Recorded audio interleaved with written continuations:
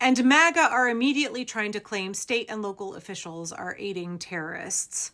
Right, so this was left on a video where I showed a clip of the DA for Philadelphia saying, hey, federal agents, hey, ICE, if you come here and you break the law, I'm going to prosecute you. And guess what? You are not immune from prosecution on a state and local level. Of course, the regime is now trying to say that those elected officials are aiding terrorists. I mean, Donald Trump has come after Portland City Council multiple times because we have members of the DSA on City Council and they're not willing to fucking roll over for fascism. And like, I know I like to say fork found in kitchen. This is what happens when you have a bunch of Gen Z kids, but fork found in kitchen.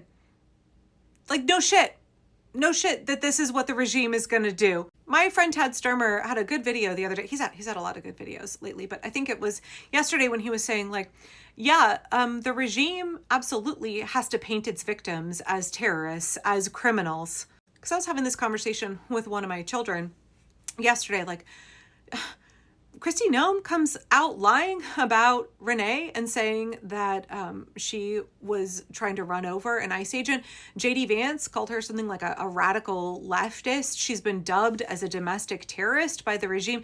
It's just so obviously untrue to any of us. It's obviously untrue. And I was asking my kid, like, why is it that they're doing this? Are they expecting MAGA to be that gullible that they won't watch the videos, that they'll just believe all of the talking points of the regime, like they'll just believe anything that the regime spews out without bothering to think for themselves? And my kid was like, yes, Mom, of course. But then I saw Tad's video and there's another layer to it, right?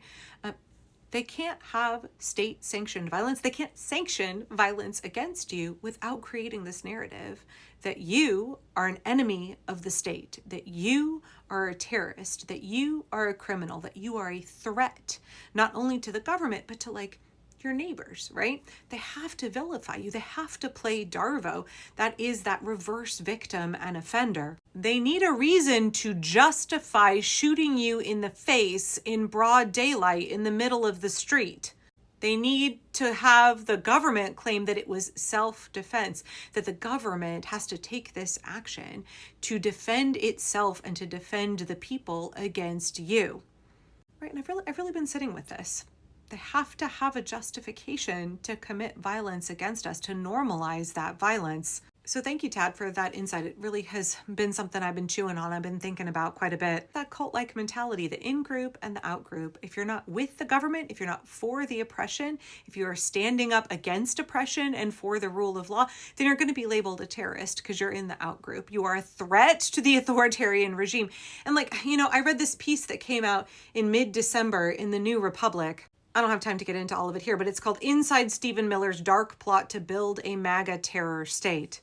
He was descended from Russian Jews, you know, the kind of people who were once denounced as alien and unassimilable. Today, his project is to unleash government persecution on those he deems alien and unassimilable. How far will Miller's sadistic designs go? I found this article eye-opening, fascinating. I encourage you to go read the whole thing, but it talks about Stephen Miller and his abhorrent radical positions, that people who are not white are a threat to civilization. He's been pushing this straight up Nazi re-migration talking point. He's now saying that he wants to expel 3 million people a year out of the United States, or put them into concentration camps and then pay private corporations like Geo Group and CoreCivic billions of dollars of our taxpayer money every year to keep people in those concentration camps. Right, and we could go down a rabbit hole of why it is that the descendant of Russian Jews is now playing Yahtzee white supremacist and trying to carry out a Holocaust in the United States. We could have that whole conversation. Yeah, like, I guess there's some utility. Oh, sorry, my leg's falling asleep. I guess there's some utility in playing armchair psychiatrist and, you know, discussing whether or not we think Stephen Miller is a malignant narcissist. I guess if we're trying to figure out how is it that we create governmental protections, how is it that we defend society against malignant narcissists, because this seems to happen over and over and over in human history, that we're very, very vulnerable to men like Donald Trump and Stephen Miller and women like Kristi Noem. In fact, there's this quote from The Hogfather that reminds me a lot of Stephen Miller. I don't know if anybody else is a big Terry Pratchett fan, but we are in this house. It's where Susan is talking to Mr. Tea Time, and she says, She says, you were the little boy who didn't know the difference between throwing a stone at a cat or setting a cat on fire. Yeah, am I off base with that? No, I don't think so. So it creates this dynamic in the US where like our government is at war with us, the people. Our government has decided that we, the people, are its enemy, right? My mayor, Steve Wilson, earlier today, after ICE agents shot a husband and wife here in my part of Portland, like literally just down the street from my house, Mayor Keith Wilson said that Portland is not a training ground for militarized immigration agents. That's what Donald Trump called my city last year. He called it a training ground for the military. And Keith Wilson back then said that we are an American city, not a military target. And I think that that is a sentiment we need to remind everybody of. The federal government, Donald Trump, ICE, Stephen Miller, they are treating American cities and American citizens as military targets. They are waging war against us in the U.S. Just one day after the horrific violence in Minnesota, our community here in Portland was witness to a moment of fear, confusion, and heartbreak. Earlier this afternoon, 2 people were shot and injured by federal agents in the Hazelwood neighborhood.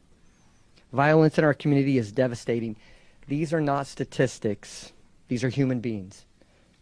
Portland is not a training ground for militarized agents. When the administration talks about using full force, we are seeing what it means on our streets. The consequences are not abstract. They are felt in hospital rooms and living rooms, in the quiet moments when families try to make sense of what happened, what is happening. We know what the federal government says happened here. There was a time when we could take them at their word. That time is long past. That is why we are calling on ICE to halt all operations in Portland until a full and independent investigation can take place. Our community deserves answers. Our community deserves accountability. And most of all, our community deserves peace. They're straight up saying they will give immunity. They will protect agents who walk up and shoot us in the face. Like that's the state of play right now, y'all. The federal government is one of tyranny and lawlessness. They are trying to wage war against Americans. They have to continue to vilify us because otherwise they can't justify what they're doing. They have to lie on our names. They have to lie about the people that they murder and claim that they are terrorists, that they are violent gang members and thugs. That's they have no other option. And I want to leave you here with something that Tim Snyder, who wrote On Tyranny and On Freedom and many other books, and cannot recommend his work enough, that he said after the shooting in Minnesota. I want you to listen to what he had to say. This is the federal government's responsibility. This is the president's responsibility.